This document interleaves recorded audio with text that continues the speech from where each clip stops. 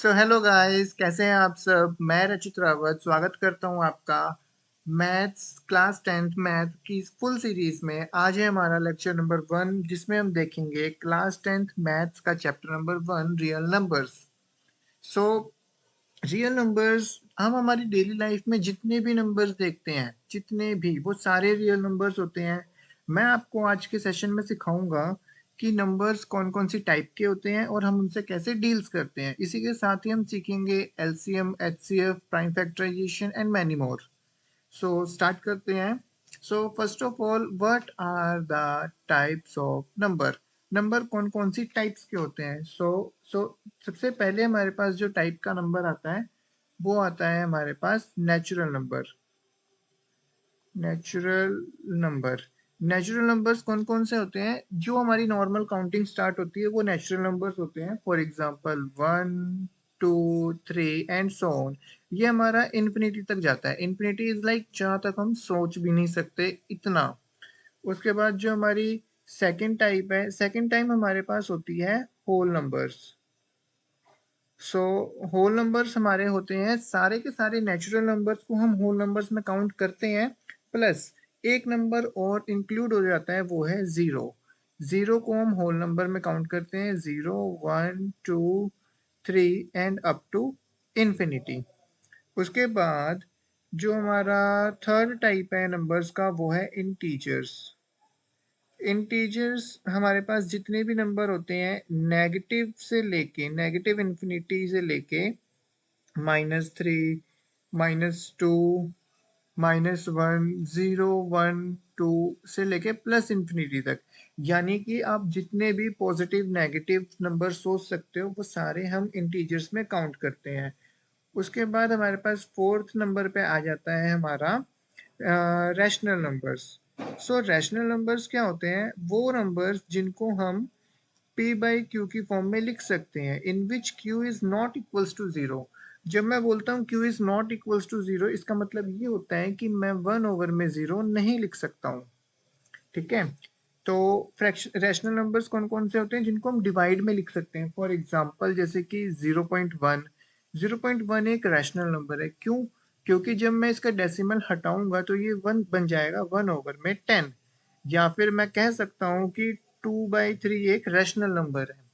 तो अब आप मुझे एक काम करना, कमेंट सेक्शन में बताना कि जो हमारा 4 है ये एक रैशनल नंबर है या नहीं है, और अगर है तो कैसे।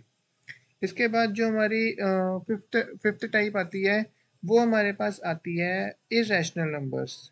सो इरेशनल नंबर्स वो होते हैं जिनको हम पी बाई क्यू की फॉर्म में भी नहीं लिख सकते। फॉर एग्जाम्पल इसमें हमारी 3 कैटेगरीज होती है मेन। एक तो होता है हमारा अंडर रूट, इसके अंदर कोई सा भी प्राइम नंबर डाल दो। मैं आपको थोड़ी देर में बताऊंगा प्राइम नंबर्स क्या होते हैं। फॉर एग्जांपल अभी मैं कह सकता हूँ अंडर रूट 2। टू एक प्राइम नंबर है क्योंकि ये सिर्फ अपने टेबल में आता है। Under root of 3, under root of 5, ये सब हमारे इरेशनल नंबर है। इसी के साथ पाई को भी हम इरेशनल नंबर काउंट करते हैं। सो इस चैप्टर के लिए for the real numbers these are the broader categories जो हमको पता होनी चाहिए कौन कौन सी होती हैं। इसमें अगर मैं बात करूं, जितने भी मेरे नेचुरल नंबर्स हैं ये सारे के सारे इंक्लूड होते हैं होल नंबर में। अब जितने भी होल नंबर्स होते हैं वो सारे इंक्लूड होते हैं इंटीजर्स में। जितने भी इंटीजर्स होते हैं वो सब इंक्लूड होते हैं रैशनल नंबर में। मैं कह सकता हूँ कि जो मेरे होल नंबर्स है, जो नेचुरल नंबर्स हैं, ये सारे रैशनल नंबर भी होते हैं। और जितने भी रैशनल नंबर हैं ये सारे इंक्लूड होते हैं मेरे इरेशनल नंबर में। ओवरऑल अगर मैं बात करूं, हमारा rational number plus irrational number ये मिलके बनाते हैं हमारा रियल नंबर्स। ओवरऑल हम जितने भी नंबर्स देखते हैं वो कोई ना कोई टाइप में लाई करते हैं, या तो इरेशनल या रैशनल, और इनको ही हम रियल नंबर्स बोलते हैं। इसके बाद what is prime factors. Prime factors क्या होता है? ठीक है, प्राइम का मतलब सबसे पहले हम देख लेते हैं कि what do mean by prime numbers. Prime numbers वो नंबर होते हैं जो या तो अपने टेबल में आते हैं या वन में आते हैं, यानी कि बेसिकली जिनके सिर्फ दो फैक्टर्स होते हैं। अगर मैं इसका एग्जांपल दूं तो इसका एग्जांपल है हमारे पास 5। अगर मैं 5 को डिवाइड करना चाहता हूँ तो ये और किन किन टेबल्स में आ सकता है? तो ये या तो 1 में आएगा या फिर ये 5 यानी कि अपने खुद की टेबल में आएगा। सो इसके सिर्फ दो ही फैक्टर्स बनते हैं। फॉर एग्जाम्पल अगर मैं यहाँ पे लिखना चाहूँ 3, ये अपने टेबल में एक 1 में आएगा और एक अपने टेबल में आएगा। मैं लिखना चाहूँ 41, ये एक 1 में आएगा और एक अपने टेबल्स में आएगा। लेकिन अगर मैं बोलता हूँ कि 4 एक प्राइम नंबर है तो आप इसके फैक्टर्स देखोगे पहले, ये 1 के टेबल में आता है, ये 2 के टेबल में भी आता है और ये 4 के टेबल में भी आता है। इसमें 2 से ज़्यादा फैक्टर्स हैं, तो ये एक प्राइम नंबर नहीं है। ठीक है। अब प्राइम फैक्टर्स की जब मैं बात करता हूँ तो मैं यहाँ पे बोलना चाहता हूँ आपको एलसीएम। एलसीएम का मतलब होता है lowest common multiple. Lowest common multiple यानी कि ऐसा नंबर जो सबसे छोटा है और उसको अगर हम मल्टीप्लाई करें तो किसी ना किसी तरह से वो बड़ा नंबर बन जाए। फॉर एग्जाम्पल मैं यहाँ पे लेता हूँ एक नंबर, मान लो 18। अगर मुझे 18 का प्राइम फैक्टर करना है यानी कि मुझे इसका एलसीएम निकालना है, तो एलसीएम कैसे निकालेंगे इसका हम? सबसे पहले हम देखेंगे कौन कौन से टेबल्स में आता है और हम यहाँ पे सिर्फ वही टेबल्स को काउंट करेंगे, वही नंबर्स को काउंट करेंगे जो प्राइम नंबर होंगे। फॉर एग्जाम्पल मैं यहाँ पे सबसे पहले, अब आप बोलोगे भाई 18 जो है 6 की टेबल में आता है, लेकिन नहीं, 6 एक प्राइम नंबर नहीं है। हमें हमेशा सबसे मिनिमम वाला चूज करना है सबसे पहले, यानी कि छोटे से बड़े की तरफ जाना है। तो सबसे पहला नंबर जो आएगा मेरा वो आएगा 2। 2 के टेबल में 18 आएगा मेरा 9 बारी में। एंड देन उसके बाद 9 हमारा 2 के टेबल में तो नहीं आएगा, ये आएगा 3 के टेबल में। मैं लिखूंगा यहाँ पे 3, 3 3 ज़ा 9 और उसके बाद ये आएगा मेरा, सॉरी एक्चुअल में ना, मैं इसको सही करता हूँ जरा।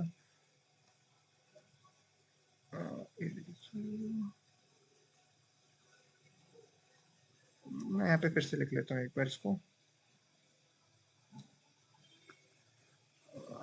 यस, हमने लिया था 18। सो 2 9 ज़ा 18, 3 3 ज़ा 9 एंड 3 1 इज 3। अब आप देखोगे मैंने यहाँ पे जितने भी नंबर लिए हैं 2 3 3, ये प्राइम नंबर्स हैं। ठीक है। तो 18 का प्राइम फैक्टर क्या बन गया? 2 मल्टीप्लाई 3 मल्टीप्लाई 3, ये होता है प्राइम फैक्टर्स। आपको प्राइम फैक्टर्स निकालने बहुत इंपॉर्टेंट है, आने चाहिए। इसके बिना आप आगे जाके एलसीएम एचसीएफ सही से नहीं निकाल पाओगे। ठीक है। सो अब हम यहाँ पे देखेंगे एचसीएफ और एलसीएम क्या होता है। हमारे चैप्टर नंबर 1 में रियल नंबर्स में हम एचसीएफ एलसीएम निकालना सीखेंगे with the help of prime factorization method. Prime factorization method क्या होता है? इसमें हमें कुछ नहीं करना है, हमें एलसीएम निकालना है बेसिकली। तो मैं यहाँ पे एक ऐसा करता हूँ, एग्जांपल ले लेता हूँ, मान लो 18 और 36 का। ठीक है। तो मेरे को दो नंबर दिए हैं, मुझे इनका एलसीएम और एचसीएफ निकालना है। तो जिनको नहीं पता एचसीएफ क्या होता है, एचसीएफ का मतलब होता है highest common factor. Highest common factor का मतलब होता है मुझे इन दोनों इन दोनों नंबर्स में ऐसा सबसे बड़ा नंबर ढूंढना है जो इन दोनों को डिवाइड कर दे। तो सबसे पहले अब मैं यहाँ पे 18 का एलसीएम लूंगा।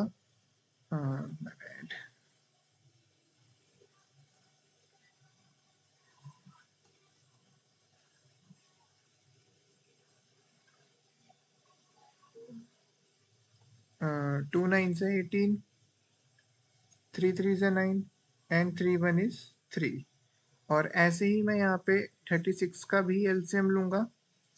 36 में मेरा आएगा 2 1 18, 2 9 ज़ा 18। आई होप आपको टेबल्स अच्छे से आते होंगे। अगर आपको टेबल्स नहीं आएंगे तो आपको ये मुश्किल लगेगा, अदरवाइज तो बहुत आसान है। जस्ट टेबल रीड करना है, आपको देखना है कि वो कौन सी टेबल में आता है। 3 3 ज़ा 9। मैं यहाँ पे आपको एलसीएम सिखा नहीं रहा कि कैसे करते हैं, क्योंकि मैं एज्यूम कर रहा हूँ आप क्लास 10th में हो, आपको एलसीएम निकालना आता है। 3 1 इज 3। तो अब प्राइम फैक्टर्स हमारे 18 के क्या बन गए? 2 मल्टीप्लाई 3 मल्टीप्लाई 3 एंड 36 के हमारे पास क्या बन गए?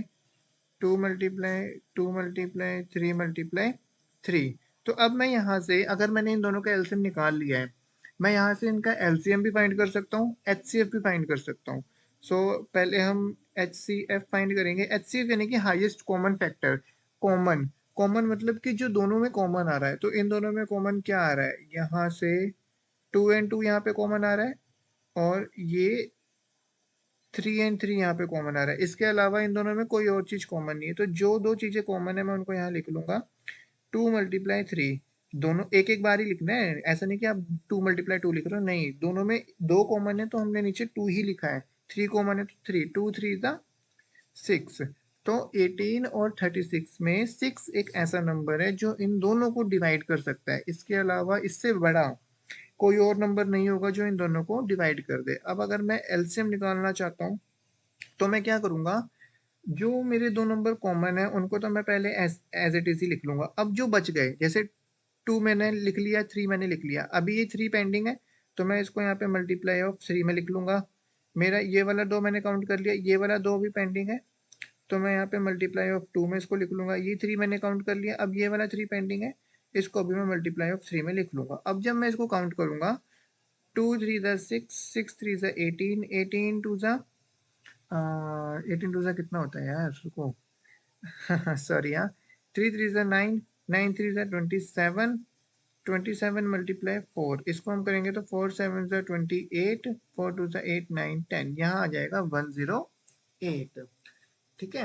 अब मैंने HCF निकाल लिया, मैंने LCM निकाल लिया। अब यहाँ पे मैं आपको एक बहुत ही इम्पोर्टेंट एक चीज बताने वाला हूँ, वो ये है कि अगर मैं HCF और LCM को आपस में मल्टीप्लाई करता हूँ तो ये हमेशा किसके इक्वल आता है, it is equals to product of